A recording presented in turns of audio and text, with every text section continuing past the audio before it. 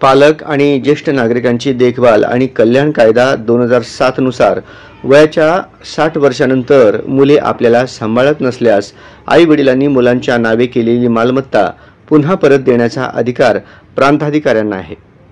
संबंधित ज्येष्ठ नागरिकांनी प्रांताधिकाऱ्यांकडे तक्रार दाखल केल्यास सुनावणी अंती कितीही वर्षांपूर्वी मुलांच्या नावे केलेले बक्षीसपत्र खरेदी खत रद्द होते. त्यासाठी 1 रुपयाही खर्च येत नाही. वडिलोपार्जित मालमत्ता नियमानुसार त्या व्यक्तीच्या मुलांच्या नावे होते, पण त्यातही मुला मुलींना समान हक्क असतो. पण अनेकदा मुलांच्याच नावे जमीन मालमत्ता केली जाते. अनेक बहिणींनी देखील न्यायालयात धाव घेतल्याची उदाहरणे आहेत.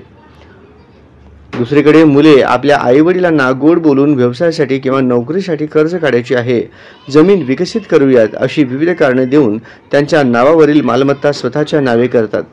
तोपर्यंत त्यांचा सांभाळ व्यवस्थितपणे केला जातो.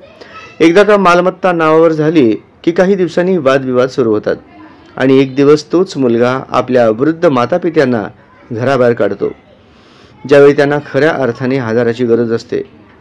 पण अशा वेळी कायद्याने त्यांना आधार दिला असून त्याद्वारे त्यांना त्याच मुलाच्या नावावर केलेली मालमत्ता पुन्हा परत मिळवण्याचा अधिकार त्या वृद्ध मातापित्यांना आहे.